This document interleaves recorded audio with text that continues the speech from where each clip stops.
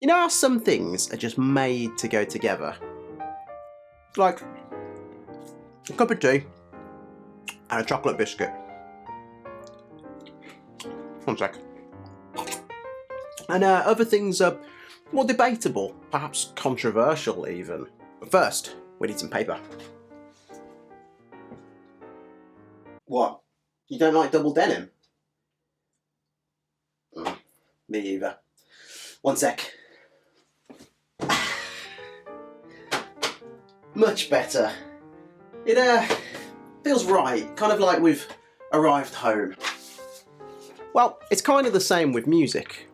More specifically, the combination of notes we use to assemble chords, and then the order of those chords we put together to form chord progressions. Some are just made to go together, others work but may stir controversy, other chords just don't go together. So in today's video, we're going to look at some common chord progressions we can use when composing music, a cheat sheet, if you will, for how to choose what chords to use when penning that next hit song. But first, a little music theory. So let's assume that we're going to compose a song in the key of C.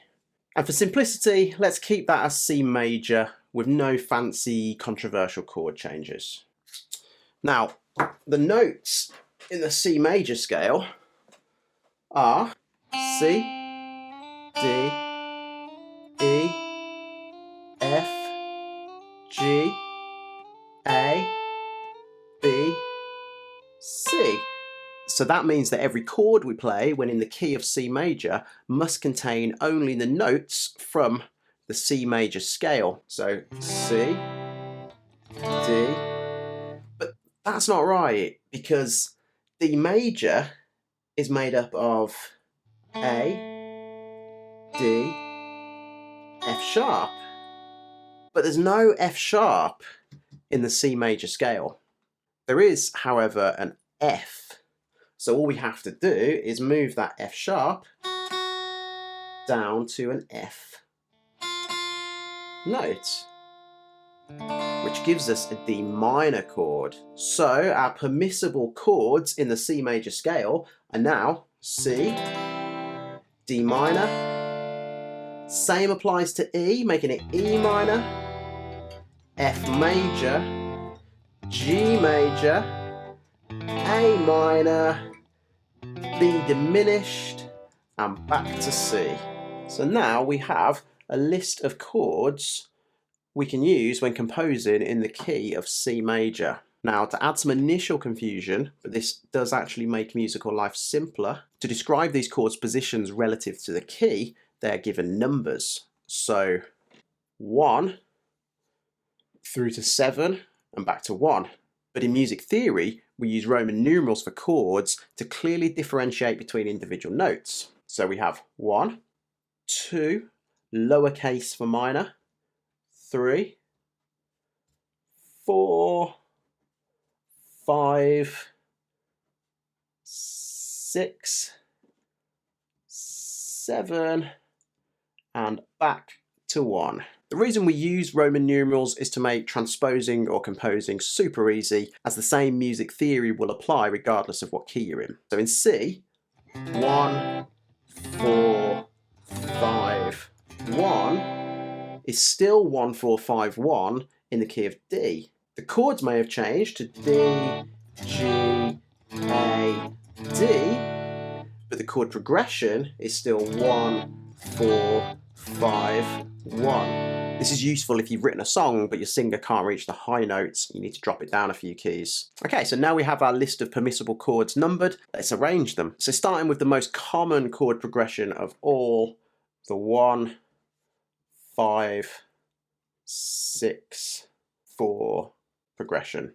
It consists of C, G, A minor, and F, and is the foundational chord sequence used all over rock and pop music. Just type in the axis of awesome 4 chords into YouTube and you'll see how ridiculously common and hilariously well used this chord sequence is. And it works because of the balance between home and away, tension and resolution. The 1 is home. It's where we feel safe and secure. Nothing can harm us here. The 5 The dominant fifth is the furthest dominant chord we get from the home chord, and as such feels furthest away from home. It's bright, but we can't finish here. It begs us to move on. The sixth kind of feels like home.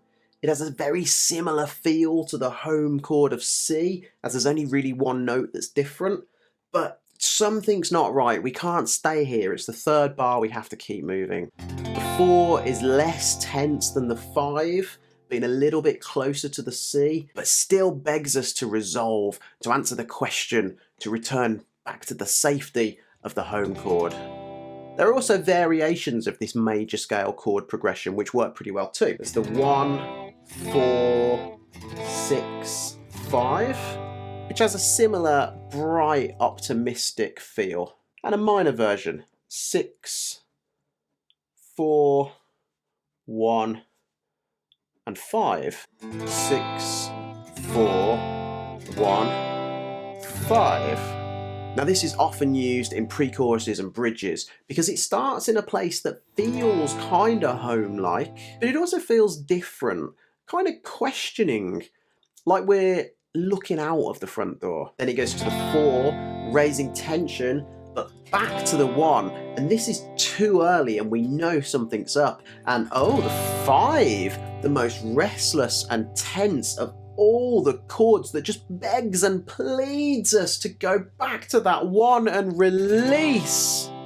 A similar bright and breezy chord progression, but less used than some of those already mentioned, is another major scale sequence using only the dominant chords. The 1, 5, 4, 5 progression. Works well in the pop punk genre because it has a gotta keep moving kind of feel to it, because it hangs around mainly on the tense 4 and 5 chords.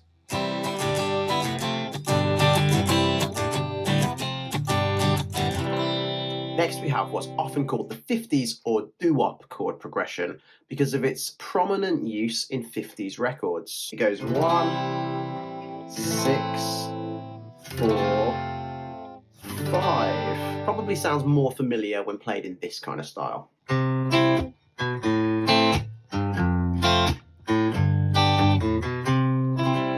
Then there's the Blue Moon, which is slightly different but with a similar feel. It goes 1, 6, 2, 5. So really similar, but that first time we introduced the 2 chord, the D minor.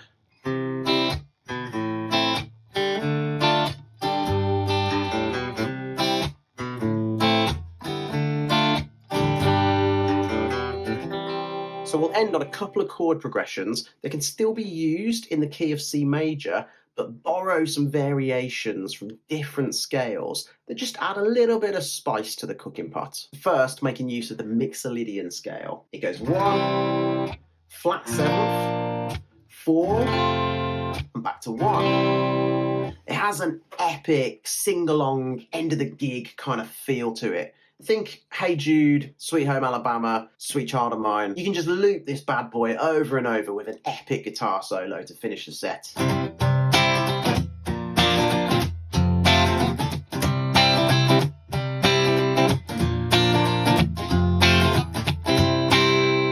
lastly, technically in the key of A minor, but can easily be thrown into a song in C as a bridge or pre-chorus, the Andalusian cadence has a very Latin feel to it, hence its name tracing back to Andalusia, but it's nonetheless often found in modern rock and pop music. It step downs from the 1 to the flat 7th to the flat 6th to the 5, make it feel kind of moody and dangerous. It's a very dramatic chord progression, which can be made slightly less dramatic by replacing the 5 with another flat 7th. So now you know the 8 most common chord progressions.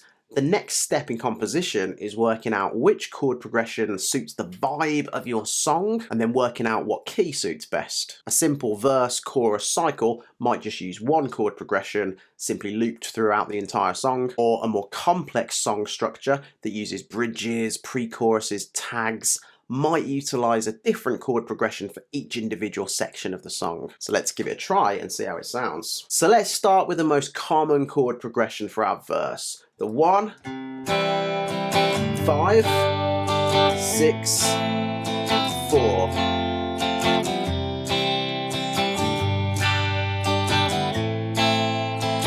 And then for our bridge, the minor version.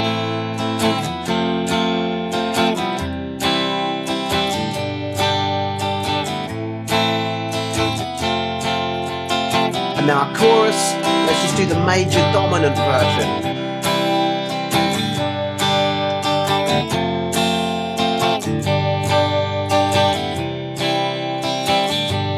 Sounds kind of bright and breezy.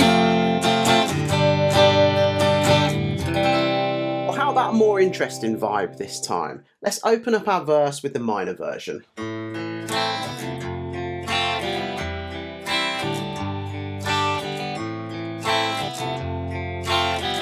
Okay, a little bit more drama for the bridge with the Andalusian cadence.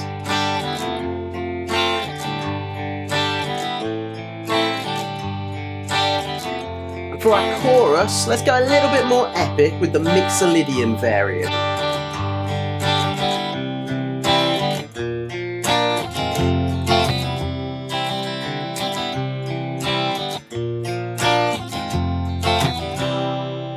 And it's that simple.